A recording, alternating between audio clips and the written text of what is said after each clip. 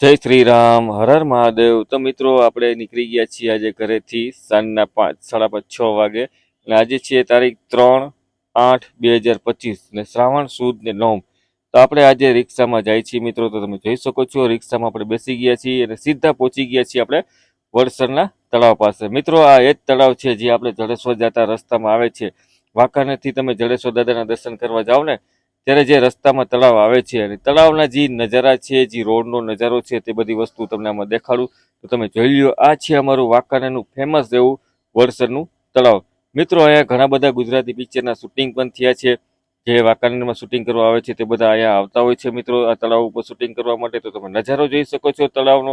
એટલે તળાવની જ બાજુમાં કેવો સરસ મજાનો રસ્તો નીકળતો હોય છે તે તમે જોઈ લ્યો મિત્રો। જાણે આપણને એમ લાગે ખંડાલામાં પહોંચી ગયા છીએ એવો અહેસાસ થતો હોય છે મિત્રોને। ચોમાસામાં તો આખે આખું તળાવ પાણીનું ભરેલું હોય છે અને બાજુના ડુંગરો બધા લીલા છમ હોય છે। અને અહીંયા જો પવન ચક્કી નાખી દીધી છે એટલે અહીંનો નજારો કંઈક અલૌકિક જ લાગે મિત્રો। એવું શાંત વાતાવરણ છે। આ તો શ્રાવણ મહિનાના હિસાબે અહીંયા તમને ટ્રાફિક દેખાતો હોય છે, બાકી શ્રાવણ મહિનામાં ન હોય તો તમે આડા દિવસે આ મંદિરે તમે આવો ને એટલે તમને એવી મજા આવી જાય ને કે એમ જ થાય કે ના 2-3 કલાક આપણે અહીંયા શાંતિથી નિરાતે બેસી ફોટા બોટા પાડી અને પછી આપણે આગળ જાય એવો નજારો અમારો આ વડસરના તળાવનો છે મિત્રો। તમે જોઈ શકો છો અહીંયા પવન ચક્કી પણ નાખેલી છે। તો કેવો સરસ મજાનો પવન ચક્કીનો નજારો દેખાય છે તે તમે જોઈ લો। કેવો મસ્ત નજારો, ઉપર વાદળ કેવા ભરાઈ ગયા છે તે પણ દેખાય છે મિત્રો। તો મિત્રો હવે તમને હું વાત કરી દઉં હું શું કામ રિક્ષામાં આવ્યો હતો। તો તમે જોઈ શકો છો કેટલો બધો ટ્રાફિક છે। આ બધો ટ્રાફિક છે જડેશ્વર દાદાના મેળાનો, જે સાંસ્કૃતિક મેળો આપણો સૌરાષ્ટ્રની ધરોહરનો જે પહેલો મેળો થાય છે સાંસ્કૃતિક, તે મેળાના ટ્રાફિક છે મિત્રો। તો તમે જોઈ લ્યો, ઓછામાં ઓછી 1.5થી 2 કિલોમીટર વાંકાનેર સાઈડથી લાઈન છે મિત્રો।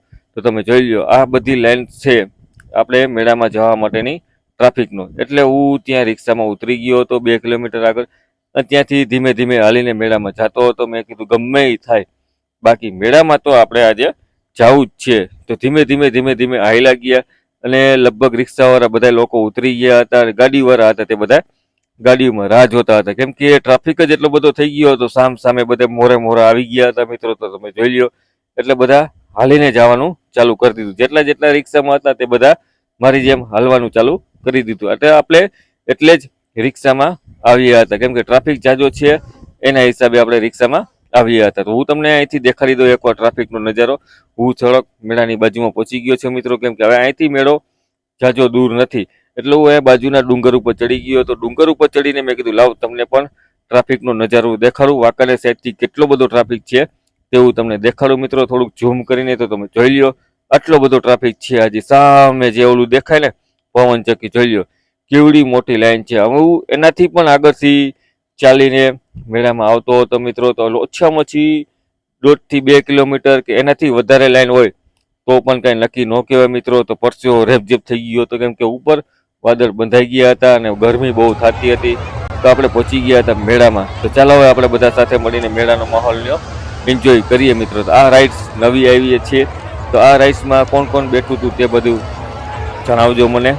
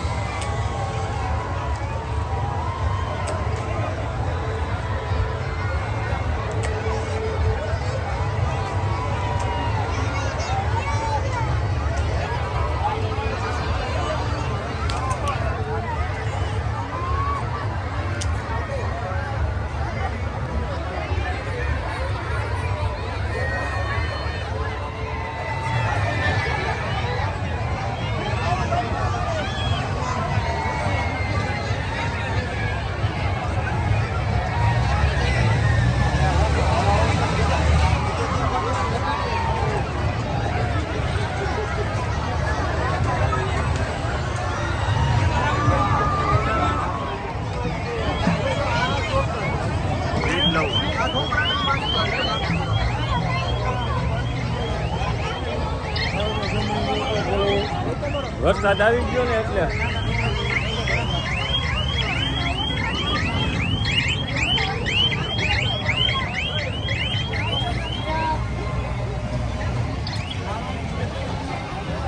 જોઈ લ્યો મિત્રો કેટલા બધા નાના મોટા છોકરાઓ માટે બધી નાની નાની ટ્રેન ને તે બધી વસ્તુઓ અહીંયા આવેલી છે મિત્રો. પણ મિત્રો વરસાદ આવી ગયો હતો જેથી કરીને પબ્લિક એટલું બધું રહ્યું નહોતું ને ધીમે ધીમે જવા માંડતું હતું. વરસાદ એટલો બધો પણ નહોતો આવતો, પણ વરસાદ આવતો હતો ને જાતો હતો, આવતો હતો ને જાતો હતો. કેમ કે આપણે પલરી જઈએ એટલો બધો વરસાદ તો હાવ હતો જ નહીં. છાંટા એટલા બધા હતા ને કે ઘડીક તો આપણને એમ થઈ જાય કે ક્યાંક સાઈડમાં ઊભા રહી જાય.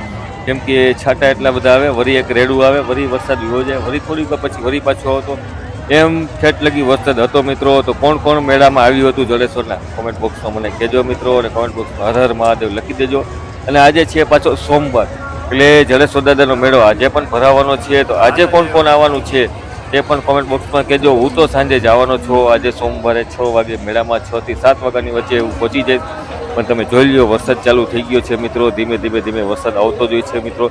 અને એટલો બધો વરસાદ તો નથી, પણ મેળામાં આવી હતી મોજ મિત્રો. આપણને આપણા મિત્ર પણ આવી ગયા. તમે જોઈ લ્યો સાહિલભાઈ ને કૃપાલસિંહ બંને ત્યાં ઊભા રહી ગયા હતા વરસાદના પલરવા માટે મિત્રો. અને આપણે હતા આગળ થોડુંક શૂટિંગ બનાવવા માટે, કેમ કે રાઇડ્સ ને બધી વસ્તુનું શૂટિંગ લેવું હતું, એટલે આપણે થોડાક એનાથી આગળ આવી ગયા હતા મિત્રો. તમે જોઈ લ્યો આ છે જડેશ્વરનો મેળો.